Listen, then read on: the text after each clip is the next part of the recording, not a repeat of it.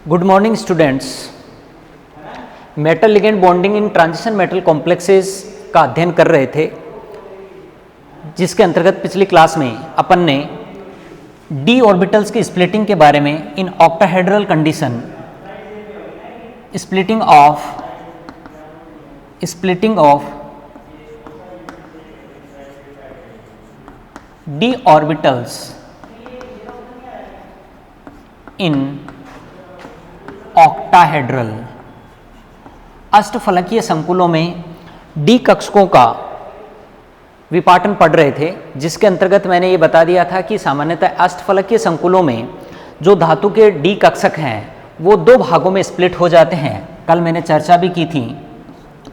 ये सामान्यतः धातु के 5 डी कक्षक समभ्रंश अवस्था में जब लिगेंड नहीं जुड़ा हो, काल्पनिक स्पेरिकल कंडीशन में इन पांचों समभ्रंश कक्षकों की ऊर्जा का मान रेज हो जाता है। देन आफ्टर जैसे ही ऑक्टाहेड्रल कंडीशन आती है, ये दो भागों में स्प्लिट हो जाते हैं।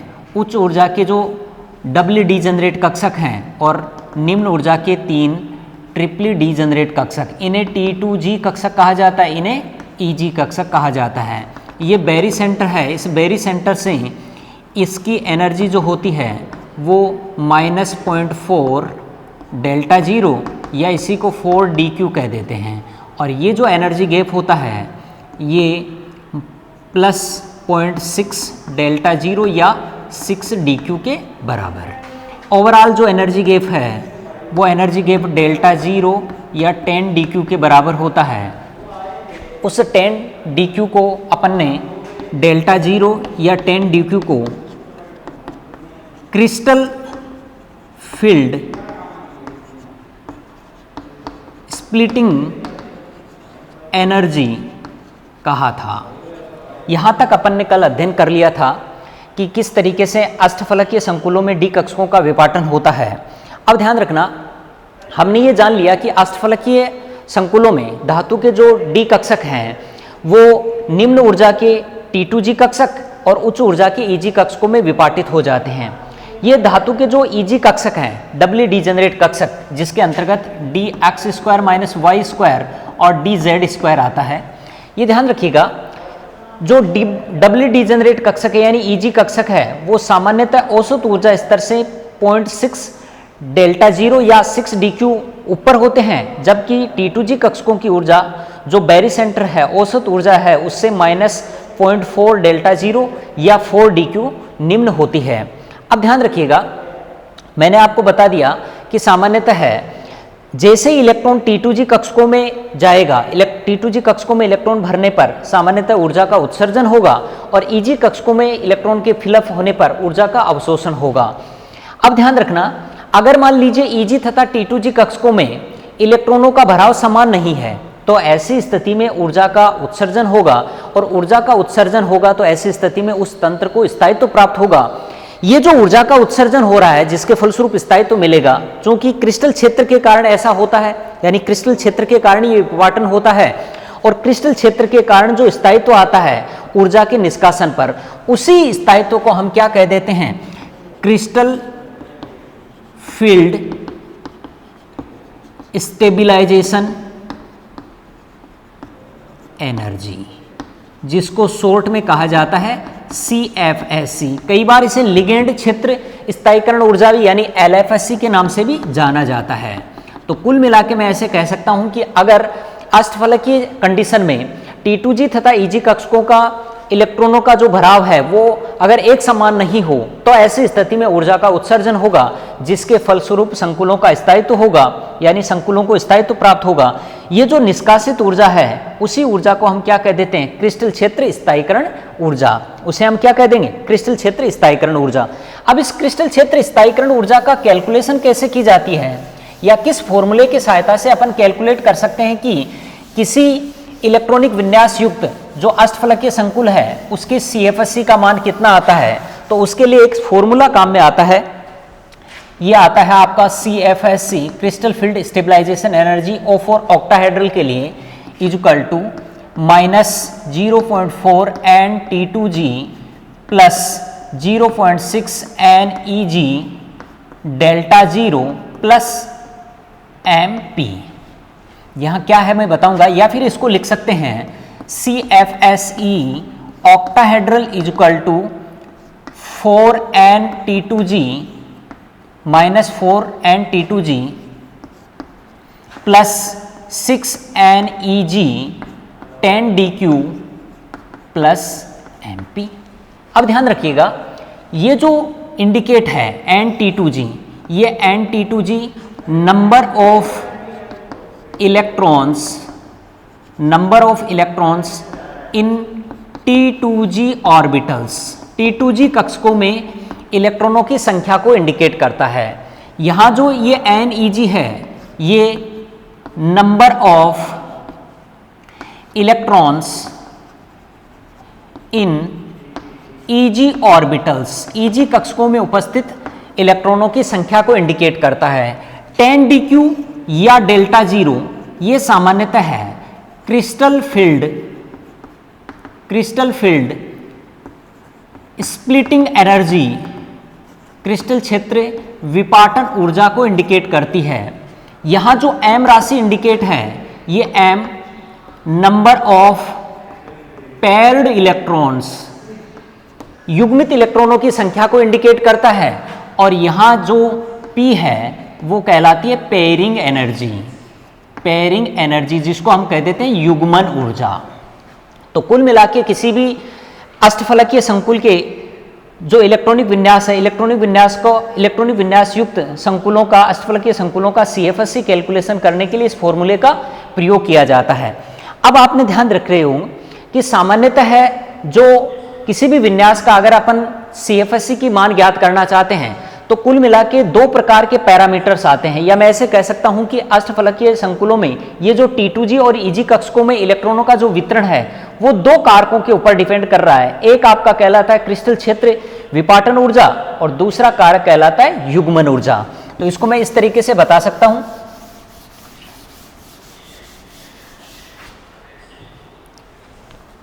अष्टफलकीय संकुलों में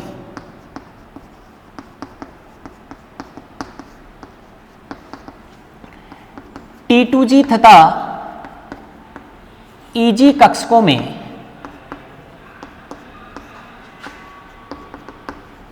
इलेक्ट्रॉनों का वितरण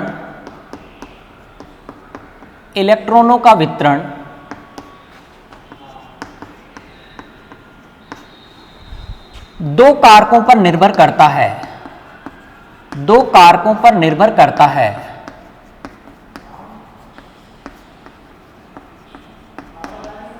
दो कारक कौन कौन से, ये मैंने बता दिया, दो कारक हैं आपके डेल्टा जीरो तथा P पेयरिंग एनर्जी, युग्मन ऊर्जा। अब इन दोनों का मान कैसा है उसके आधार पर इलेक्ट्रॉन कौन से कक्षक में भाग लेकर कौन से कक्षक में जाएगा, उसके आधार पर इन्हीं डेल्टा जीरो तथा P के आधार पर निर्धारण होगा। तो ऐसी स्थिति में दो प्रकार की कंडीशन हो सकती है, या तो delta zero is greater than P, और दूसरी कंडीशन हो सकती है delta zero is lesser than P, यानी क्रिस्टल क्षेत्र विपाटन ऊर्जा का मान ज्यादा है युग्मन ऊर्जा से, और यहां क्रिस्टल क्षेत्र विपाटन ऊर्जा का मान कम है किससे, युग्मन ऊर्जा से। ध्यान रखिएगा, अगर ऐसी कंडीशन, ऐसी स्थिति प्रबल क्षेत्र लिगेंड्स में होती है, अगर संकुल में प्रबल क्षेत्र लिगेंड्स हों तब ऐसी स्थिति पाई जाती है। इसी कारण ऐसे संकुलों को हम क्या कह देते हैं, प्रबल क्षेत्र संकुल, स्ट्रॉन्ग फील्ड कॉम्प्लेक्सेस, प्रबल क्षेत्र संकुल, इन्हें अपन क्या कह देंगे, प्रबल क्षेत्र संकुल या स्ट्रॉन्ग फील्ड कॉम्प्लेक्सेस। कब ऐसी स्थिति तभी हो सकती है जब क्या हो, प्रबल क्षेत्र लिगेंड हो। ध्यान रखिएगा, ऐसी स्थिति दुर्बल क्षेत्र लिगेंड्स में होती है, और दुर्बल क्षेत्र लिगेंड्स में है तो ऐसे संकुलों को हम कह देते हैं दुर्बल क्षेत्र संकुल, वीक फील्ड कॉम्प्लेक्सेस, दुर्बल क्षेत्र संकुल, वीक फील्ड कॉम्प्लेक्सेस। अब ध्यान रखना, ऐसी अगर स्थिति है तो ध्यान रखिएगा इलेक्ट्रॉन जो है वो सामान्यतः T2G कक्षक में फिलअप करना स्टार्ट होकर जब तक T2G कक्षक नहीं भर जाता तब तक T2G कक्षकों में ही इलेक्ट्रॉन समाहित होंगे। T2G कक्षक पूर्ण भरने के बाद में ही EG कक्षकों में इलेक्ट्रॉनों का स्थानांतरण होगा। इस कंडीशन में T2G कक्षक हुंड के नियमानुसार पालन करते हुए T2G कक्षक में एक एक इलेक्ट्रॉन आने के तत्पश्चात पेयरिंग न होकर कहां चले जाते हैं? EG कक्षकों में। तो ध्यान रखिएगा, ऐसी स्थिति में T2G कक्षकों में इलेक्ट्रॉनों का युग्मन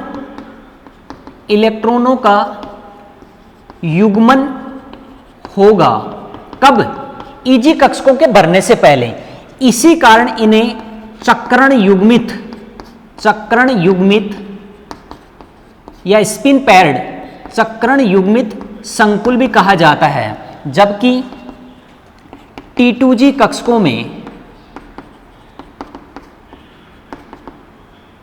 इलेक्ट्रॉनों का युग्मन नहीं। कब? जब EG कक्षक में इलेक्ट्रॉन नहीं हो। EG कक्षक में इलेक्ट्रॉन भरा जाएगा, यानी T2G कक्षक में तब तक इलेक्ट्रॉनों का युग्मन नहीं होगा जब तक EG कक्षकों में इलेक्ट्रॉन नहीं भरा गया हो। तो इसी कारण इन्हें कह देते हैं चक्रण मुक्त संकुल। ऐसे संकुल क्या कहलाते हैं? चक्रण मुक्त संकुल कहलाते हैं, स्पिन फ्री कॉम्प्लेक्सेस। अब ध्यान रखिएगा, अगर ऐसे जो कॉम्प्लेक्सेस हैं जिनमें ये कंडीशन पाई जाती है, अगर उनकी स्पिन मल्टीप्लिसिटी का मान ज्ञात करें तो ऐसी स्थिति में उनकी स्पिन मल्टीप्लिसिटी यानी चक्रण बहुलकता का मान इनकी तुलना में कम आता है, इनका मान कम आता है। इसलिए इन्हें निम्न चक्रण कॉम्प्लेक्सेस भी कहा जाता है, लो स्पिन कॉम्प्लेक्सेस, निम्न चक्रण संकुल। जबकि इनकी स्पिन मल्टीप्लिसिटी का मान ज्यादा आता है, इसी कारण इन्हें उच्च चक्रण संकुल कहते हैं। इन्हें क्या कह देते हैं? उच्च चक्रण संकुल। ये उच्च और निम्न चक्रण संकुल का मतलब है कि इस फॉर्मूले से निकलता है 2s+1 स्पिन मल्टीप्लिसिटी को इंडिकेट करती है। ये स्पिन क्वांटम नंबर है, टोटल स्पिन क्वांटम नंबर। अगर जैसे मान लीजिए मैंने लिया D4 कॉम्प्लेक्स, D4 इलेक्ट्रॉनिक विन्यास युक्त, अगर ये वाली कंडीशन आती है तब ऐसी स्थिति में अगर मैं बात करूं तो इस टाइप से भरा जाएगा। ये आपका स्प्लिटिंग, ये EG ऑर्बिटल और ये T2G ऑर्बिटल। अगर मैं इनकी बात करता हूं तब ऐसी स्थिति में ये आपके 3 T2G कक्षक और ये आपके 2 EG कक्षक। अब ध्यान रखिएगा, इस वाली कंडीशन में जो 4 इलेक्ट्रॉन भरे जाएंगे वो EG कक्षक में चौथा इलेक्ट्रॉन न जाकर T2G में समाहित हो जाता है, जबकि इस कंडीशन में जो चौथा इलेक्ट्रॉन है वो कहां चला जाता है? EG कक्षक में। अब अगर अपन इनकी स्पिन मल्टीप्लिसिटी का मान ज्ञात करें तो ध्यान रखिएगा, ये तो आपस में टोटल S की वैल्यू क्या हो गई? 0। और यहां देखिए तो S की वैल्यू क्या है? Half plus half. तो ऐसी स्थिति में S का मान 1। तो ऐसी स्थिति में निकालने के लिए 2 गुणा 1 प्लस 1 और इसकी स्पिन मल्टीप्लिसिटी का मान कितना है? 3। यहां से अगर मैं कैलकुलेट करूं तो आधा आधा आधा और ये आधा, तो इसका मतलब है कि स्पिन मल्टीप्लिसिटी का कुल मान 2 + 1 और ओवरऑल मान कितना हो गया? 5। तो ध्यान रखिएगा, इनकी स्पिन मल्टीप्लिसिटी का मान क्या आता है? कम। इसी कारण इन्हें क्या कह देते हैं? लो स्पिन कॉम्प्लेक्सेस। जबकि इनकी स्पिन मल्टीप्लिसिटी का मान क्या आता है? ज्यादा आता है। तो इसी कारण इन्हें क्या कह देते हैं? उच्च चक्रण संकुल या हाई स्पिन कॉम्प्लेक्सेस। अब एक चीज का ध्यान रखिएगा, ये जो कॉम्प्लेक्सेस हैं, ऐसी स्थिति के फलस्वरूप जो कॉम्प्लेक्स निर्मित होते हैं उनको हम कह देते हैं आंतरिक कक्षक संकुल। और ऐसी कंडीशन में जो कॉम्प्लेक्स बनेंगे उनको हम कह देते हैं बाह्य कक्षक संकुल, या फिर में आयनिक प्रकृति के दर्शाते हैं, जबकि ये सहसंयोजक प्रकृति के होते हैं। तो कुल मिला के अष्टफलकीय संकुलों में T2G और EG कक्षकों में जो इलेक्ट्रॉनों का डिस्ट्रीब्यूशन है वो 2 कारकों के ऊपर डिपेंड करता है, क्रिस्टल फील्ड स्प्लिटिंग एनर्जी यानी क्रिस्टल क्षेत्र विपाटन ऊर्जा, और दूसरी कहलाती है युग्मन ऊर्जा। अगर युग्मन ऊर्जा का मान ज्यादा है तब ऐसी स्थिति में ये वाली कंडीशन यानी लो स्पिन हाई स्पिन कॉम्प्लेक्सेस बनेंगे, या स्पिन फ्री कॉम्प्लेक्सेस कह सकते हैं, या वीक फील्ड कॉम्प्लेक्सेस भी कह सकते हैं। अगर पेयरिंग एनर्जी का मान कम है, किससे? विपाटन ऊर्जा से, तब ऐसी स्थिति में स्ट्रॉन्ग फील्ड कॉम्प्लेक्सेस या स्पिन पेयर्ड कॉम्प्लेक्सेस, या फिर मैं इसने लो स्पिन कॉम्प्लेक्सेस कह सकता हूं। और इनके फलस्वरूप ही इनर ऑर्बिटल कॉम्प्लेक्सेस बनते हैं, जबकि इस कंडीशन में क्या बनते हैं? आउटर ऑर्बिटल कॉम्प्लेक्सेस का निर्माण होता है। तो ये था आपका अष्टफलकीय संकुलों में T2G और EG कक्षकों में इलेक्ट्रॉनों का वितरण। अब विभिन्न प्रकार के विन्यासों के लिए अपन CFSC की कैलकुलेशन किस तरीके से कर सकते हैं? अपन बात करें धातु संकुलों के इलेक्ट्रॉनिक विन्यास की, तो ऐसी स्थिति में D1 से लेकर D10 तक के जो इलेक्ट्रॉनिक विन्यास हैं, क्योंकि धातु के डी कक्षक कुल संख्या में 5 है, इसलिए 10 इलेक्ट्रॉन समाहित हो सकते हैं। तो ऐसी स्थिति में अष्टफलकीय संकुलों में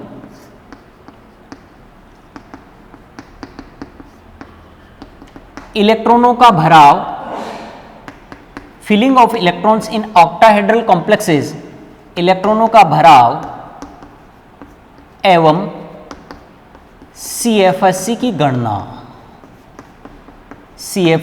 गणना, calculation of crystal field stabilisation energy. अब ध्यान देना, इसको मैं सुविधा की दृष्टि से दो भागों में डिवाइडेड कर देता हूं, D1, D2, D3, D8, D9 एवं D10 इलेक्ट्रॉनिक विन्यास युक्त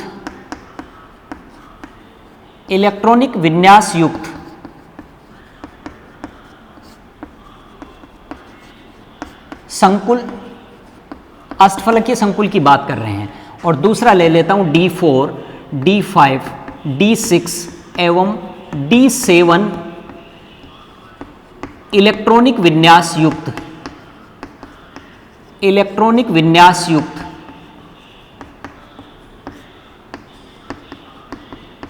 संकुल। तो कुल मिला के दो प्रकार को आपने बांट लिया। ये जो इलेक्ट्रॉनिक विन्यास वाले संकुल हैं, इन वालों से थोड़ा सा डिफरेंट है, या मैं ऐसे कह सकता हूं कि इन इलेक्ट्रॉनिक विन्यास युक्त वाले जो अष्टफलकीय संकुल होते हैं, उनमें सामान्यतः लिगेंड के क्रिस्टल क्षेत्र का ज्यादा असर, लिगेंड के क्रिस्टल क्षेत्र का, यानी आप किस टाइप का लिगेंड ले रहे हो उसका कोई प्रभाव नहीं पड़ता है। लेकिन इस प्रकार के इलेक्ट्रॉनिक विन्यास युक्त संकुल पर लिगेंड की प्रकृति का प्रभाव पड़ता है, यानी लिगेंड की प्रकृति से कि स्ट्रॉन्ग फील्ड लिगेंड है या वीक फील्ड लिगेंड। चर्चा करेंगे कि कौन से वीक फील्ड लिगेंड है, कौन से स्ट्रॉन्ग फील्ड लिगेंड है, CFT के आधार पर उनकी। तो यहां मैं ऐसे कह सकता हूं कि इन पर ऐसे इलेक्ट्रॉनिक विन्यास युक्त जो अष्टफलकीय संकुल होते हैं, उनके ऊपर या उनकी जो स्प्लिटिंग पैरामीटर्स हैं, उन पर लिगेंड की प्रकृति का प्रभाव पड़ता है, जबकि इन पर लिगेंड की प्रकृति का कोई प्रभाव नहीं पड़ता है। यानी लिगेंड चाहे दुर्बल क्षेत्र लिगेंड हो या चाहे प्रबल क्षेत्र लिगेंड, दोनों ही कंडीशन में इलेक्ट्रॉनिक विन्यास का जो या मैं ऐसे कह सकता हूं कि अरेंजमेंट है इलेक्ट्रॉनों का, वो दोनों ही कंडीशन में समान आता है। तो ऐसी स्थिति में मैं ऐसे भी कह सकता हूं कि इन इलेक्ट्रॉनिक विन्यास युक्त जो अष्टफलकीय संकुल होते हैं, उनके जो चुंबकत्व का गुण है, वो स्वतंत्र अवस्था में जो धातु होती है उनके चुंबकत्व गुण के समान ही पाया जाता है। परंतु ये दो भागों में स्प्लिट हो जाते हैं। दुर्बल क्षेत्र वाले लिगेंड की प्रकृति में इनमें इलेक्ट्रॉनों का अरेंजमेंट किस तरीके से होता है, और प्रबल क्षेत्र लिगेंड की उपस्थिति में इलेक्ट्रॉनों का अरेंजमेंट कैसा होता है। दुर्बल क्षेत्र की उपस्थिति में ध्यान रखिएगा, जो इलेक्ट्रॉनों का अरेंजमेंट है उसके फलस्वरूप जो चुंबकत्व का गुण होगा, यानी दुर्बल क्षेत्र की कंडीशन में इन इलेक्ट्रॉनिक विन्यास युक्त संकुलों का जो चुंबकत्व का गुण पाया जाता है, वो स्वतंत्र अवस्था में जो धातु का चुंबकत्व के गुण होंगे वही चुंबकीय गुणधर्म उनके, परंतु प्रबल क्षेत्र की उपस्थिति में इनका अरेंजमेंट डिफरेंट हो जाता है। पहले मैं इनके बारे में चर्चा कर लेता हूं। जैसे मान लीजिए मैं D1, D2, D3 आदि विन्यासों युक्त जो अष्टफलकीय संकुल है, उनमें इलेक्ट्रॉनों के वितरण की बात करूं तो उनमें इलेक्ट्रॉनों के वितरण के लिए मैंने कहा कि विपाटन दो तरीके से हो जाता है। 3 कक्षक निम्न ऊर्जा के जिन्हें T2G कक्षक कहते हैं, और 2 कक्षक उच्च ऊर्जा के उन्हें हम क्या कह देते हैं, EG कक्षक कहा जाता है। अब अगर मैं इलेक्ट्रॉनों का विन्यास भरूं तो ऐसी स्थिति में एक इलेक्ट्रॉन, यानी हुंड के नियमानुसार आपको तब तक पेयरिंग नहीं करवानी है जब तक प्रत्येक कक्षक में एक इलेक्ट्रॉन नहीं आता, क्योंकि इन तीनों कक्षकों की ऊर्जा क्या है, समभ्रंश अवस्था में है। तो ऐसी स्थिति में अगर मैं एक इलेक्ट्रॉन भरूं तो मैंने लिख दिया T2G। अब इस संकुल के लिए अगर मैं CFSC कैलकुलेट करता हूं तो CFSC octahedral complex is equal to -0.4 NT2G। NT2G का मतलब है कि number of electrons in T2G, इसका मतलब नंबर ऑफ इलेक्ट्रॉन कितने, 1। तो मैंने लिख दिया 1 + 0.6 NEG। अब EG में कोई इलेक्ट्रॉन नहीं है, इसका मतलब है कि मैंने लिख दिया गुणा मल्टीप्लाई 0, और ये आपका डेल्टा 0 प्लस M क्या है, नंबर ऑफ पेयर्ड इलेक्ट्रॉन्स, तो कोई पेयर्ड इलेक्ट्रॉन नहीं है, इसका मतलब 0 गुणा पेयरिंग एनर्जी। कैलकुलेट किया तो CFSC ऑक्टाहेड्रल D1 कंडीशन में इज इक्वल टू -0.4 डेल्टा 0। ये कहलाती है D1 विन्यास के लिए क्रिस्टल फील्ड स्टेबलाइजेशन एनर्जी जिसका मान कितना आता है 0.4 डेल्टा जीरो। ऐसे ही अगर मैं D2 विन्यास के लिए ज्ञात करूं CFSC का मान, तो उसके लिए CFSC का मान आएगा -0.8 डेल्टा जीरो। अगर मैं D3 की बात करूं तो उसके लिए CFSC का मान आता है -1.2 डेल्टा जीरो। इनको ध्यान रखिए कि 4DQ के बराबर भी लिख सकते हैं, 8DQ और 12DQ लिखा जा सकता है। तो कुल मिला के मैं ऐसे कह सकता हूं D1, D2, D3। अब ध्यान रखना, जैसे 3 इलेक्ट्रॉन आ गए, अब डिपेंड करता है कि लिगेंड की प्रकृति कैसे है, स्ट्रॉन्ग फील्ड लिगेंड है या वीक फील्ड लिगेंड। तो अगर स्ट्रॉन्ग फील्ड लिगेंड है तब तो ऐसी स्थिति में जो चौथा इलेक्ट्रॉन आएगा वो निम्न कक्षक में, तो ये वाली कंडीशन आ जाती है। 8 इलेक्ट्रॉन की बात करूं तो ऐसी स्थिति में चाहे वीक हो या स्ट्रॉन्ग हो, ऐसी स्थिति में Eg में 2 इलेक्ट्रॉन होंगे। इसके अलावा आपका बात करूं D7 कक्षकों की, तो D7 में सामान्यतः 5, टोटल 5 और ये 6 और ये 7 और ये 8वां इलेक्ट्रॉन इसी कक्षक में भरा जाएगा, चाहे लिगेंड स्ट्रॉन्ग हो चाहे वीक वाली कंडीशन। जैसे मैं आपको बता देता हूं, जैसे मान लीजिए आपने लिया ये वाली कंडीशन, एक बार आपने लिया स्ट्रॉन्ग फील्ड, दूसरी बार लिया आपने वीक फील्ड। पहले मैं वीक फील्ड की बात करता हूं जिसमें D8 इलेक्ट्रॉन भरने हैं। तो ऐसी स्थिति में 1 2 3 4 5 6 7 8 ये वाली कंडीशन। अगर मैं स्ट्रॉन्ग की बात करता हूं तो पहले इनमें 6 इलेक्ट्रॉन फिर 2 इलेक्ट्रॉन, कुल मिला के ये दोनों जो विन्यास हैं वो क्या है, एक समान है।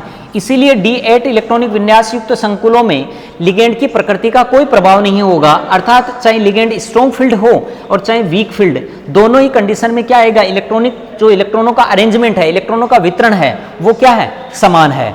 अब ध्यान रखिएगा, इनके लिए अगर मैं crystal field stabilisation energy calculation करना चाहता हूं तो CFSC इज इक्वल टू किसके लिए, D8 वाली कंडीशन में, तो मैं क्या लिख सकता हूं 0.4 गुणा multiply 6 plus 0.6 multiply 2 delta zero plus pairing कितने हैं, 3 पेयर्ड गुणा पेयरिंग एनर्जी, और इसका मान कैलकुलेट करूंगा तो 2.4 minus plus 1.2 delta zero plus 3 pair, और इसको कैलकुलेट करने पर -1.2 delta zero plus 3 pair energy. ये कहलाती है D8 इलेक्ट्रॉनिक विन्यास युक्त संकुलों की CFSC का मान। ऐसे ही CFSC D9 के लिए, ऐसे ही CFSC D10 के लिए, और D10 में संपूर्ण इलेक्ट्रॉन भरे रहेंगे, तो कुल मिला के ये जो आपकी विपाटन ऊर्जा है इसका मान नील हो जाएगा, या मैं ऐसे कह सकता हूं कि इसका जो CFSC का मान है वो 0 आएगा, और CFSC का मान D10 के लिए जिस तरीके से 0 है, वैसे ही वीक फील्ड में अगर मैं D5 की बात करूंगा तब भी उसके लिए CFSC का मान क्या आएगा, 0 आएगा। अब बात करते हैं D4, D5, D6 एवं D7 इलेक्ट्रॉनिक विन्यास युक्त जो संकुल हैं उनमें किस तरीके से इलेक्ट्रॉनों का वितरण होता है। तो इसके लिए मैंने आपको बता दिया कि ये 2 प्रकार की कंडीशन हो सकती है। एक कहलाता है वीक फील्ड कॉम्प्लेक्सेस, लिगेंड की नेचर पर डिपेंड करेगा, weak field ligand, weak field ligands, और दूसरा कहलाता है strong field ligands, strong field ligands. Weak field ligands में जो इलेक्ट्रॉनों का अरेंजमेंट है, ऐसे इलेक्ट्रॉनिक विन्यास युक्त संकुल हो, चाहे D4 हो, चाहे D5 हो, चाहे D6 एंड D7, उन सभी में, उन सभी इलेक्ट्रॉनिक विन्यास युक्त अष्टफलकीय संकुलों के जो चुंबकीय गुणधर्म होते हैं वो धातु जब लिगेंड से नहीं जुड़ा हो, अर्थात स्वतंत्र अवस्था में हो, तब उनके चुंबकीय गुणों के जो मान आते हैं वो दोनों के क्या है, इक्वल। परंतु स्ट्रॉन्ग फील्ड लिगेंड की कंडीशन में ऐसा नहीं होता है। ऐसी स्थिति में स्वतंत्र अवस्था में जो चुंबकीय गुणधर्म पाए जाते हैं धातु के, उनसे अलग प्रकृति इस प्रकार के इलेक्ट्रॉनिक विन्यास युक्त संकुल दर्शाते हैं। कब, जब लिगेंड की प्रकृति कैसी हो, प्रबल प्रकृति के हो। वीक फील्ड लिगेंड की बात करूं तो वही अरेंजमेंट करना है कि आपको T2G कक्षकों में एक एक इलेक्ट्रॉन भर के बाद में पेयरिंग न करवाकर Eg कक्षकों में इलेक्ट्रॉनों को फिलअप करना है। यानी कहने का मतलब है कि Eg कक्षकों में जब तक इलेक्ट्रॉन एक एक इलेक्ट्रॉन नहीं आ जाता तब तक T2G कक्षकों में पेयरिंग नहीं करवानी है। ऐसी कब है, वीक फील्ड कॉम्प्लेक्सेस के साथ। स्ट्रॉन्ग फील्ड कॉम्प्लेक्सेस की मैंने चर्चा की, तो ऐसी स्थिति में स्ट्रॉन्ग फील्ड वाले कॉम्प्लेक्सेस में T2G कक्षकों में 6 इलेक्ट्रॉन, यानी जब तक पूर्ण नहीं भर जाते तब तक Eg कक्षकों में इलेक्ट्रॉनों का प्रवाह नहीं होगा। तो कुल मिला के 2 प्रकार की कंडीशन, जैसे D4 के लिए मैं कैलकुलेट कर सकता हूं, D4 कॉम्प्लेक्सेस के लिए। अगर वीक फील्ड कॉम्प्लेक्सेस की बात करूं तो इसको मैं इस तरीके से दिखा सकता हूं, ये आपका 1 2 3 और ये चौथा इलेक्ट्रॉन। ऐसे ही स्ट्रॉन्ग फील्ड कॉम्प्लेक्सेज की बात करूं तो मैंने कहा कि स्ट्रॉन्ग फील्ड कॉम्प्लेक्सेज में विपाटन उतना ही ज्यादा होगा, तो ऐसी स्थिति में ये जो विपाटन है ये मान ज्यादा। अब ऐसी स्थिति में जो कक्षक चौथा इलेक्ट्रॉन होगा वो T2G कक्षक में ही समाहित होगा। अब अगर मैं इसकी CFSC की कैलकुलेशन करता हूं तो आप फॉर्मूला लिखते हो CFSC ऑक्टा D4 के लिए इज इक्वल टू -0.4 गुणा n T2G में 3 इलेक्ट्रॉन प्लस 0.6 गुणा 1 इलेक्ट्रॉन Eg में तो 1, ये आपका डेल्टा 0 प्लस पेयर्ड इलेक्ट्रॉन कोई नहीं है तो MP का मान 0, तो मैं इसको नील कर सकता हूं और ये मान आ गया 1.3 प्लस 0.6 और ओवरऑल मान आएगा वो आपका -0.6 डेल्टा 0। दूसरी वाली कंडीशन की बात करूं तो इसमें CFSC D4 in presence of strong field ligand, ये चारों के चारों इलेक्ट्रॉन T2G में है तो 0.4 गुणा 4 प्लस 0.6 गुणा 0 डेल्टा 0 प्लस पेयर्ड इलेक्ट्रॉन 1 है 1 गुणा पेयरिंग एनर्जी, और इसकी मैं कैलकुलेशन करूंगा तो -1.6 डेल्टा 0 प्लस 1p, ये मान आएगा CFSC का मान कब? D4 विन्यास के अंतर्गत स्ट्रॉन्ग फील्ड कॉम्प्लेक्सेज में, जबकि D4 वीक फील्ड कॉम्प्लेक्सेज में इसका मान क्या आता है? इसका मान 0.6 डेल्टा 0 आता है। तो अब यहां से कंक्लूजन निकलता है कि ऐसा होने पर क्या स्थिति होगी। तो अगर हम विपाटन की बात करें, चूंकि क्रिस्टल फील्ड क्षेत्र विपाटन पढ़ के आए हैं कि सामान्यतः है जो धातु के डी कक्षक हैं वो अष्टफलकीय संकुल में 2 भागों में विपाटित हो जाते हैं। तो मान लीजिए ये मैंने लिया मुक्त धातु आयन, जब किसी से नहीं जुड़ा हो, जैसे ये संकुल का निर्माण करेगा, अष्टफलकीय संकुल बनाया, 2 प्रकार की कंडीशन, एक बार प्रबल क्षेत्र की उपस्थिति, दूसरी बार वीक क्षेत्र की उपस्थिति।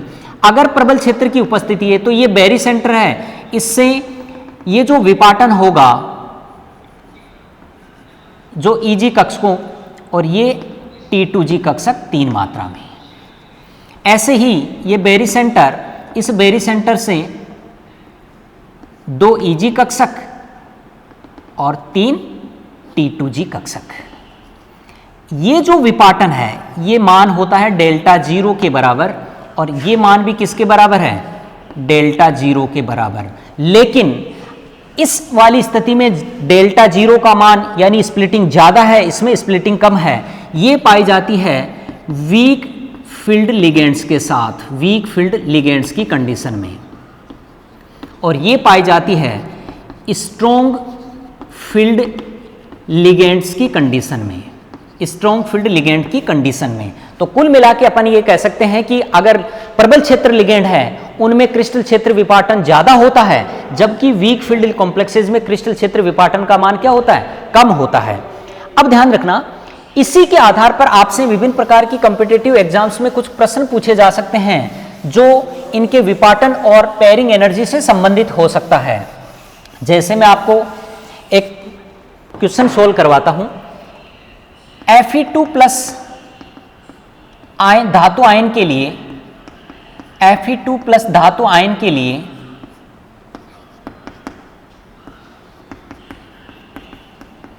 युग्मन ऊर्जा यानी पेयरिंग एनर्जी की बात कर रहा है। युग्मन ऊर्जा का मान दिया हुआ है 17,400 सेंटीमीटर इनवर्स। FeH2O का 2 प्लस तथा FeCN का 4 माइनस संकुल के लिए जो क्रिस्टल क्षेत्र विपाटन ऊर्जा यानी डेल्टा 0 का मान है वो क्रमशः है 10,600 सेंटीमीटर इनवर्स तथा 33,000 सेंटीमीटर इनवर्स है।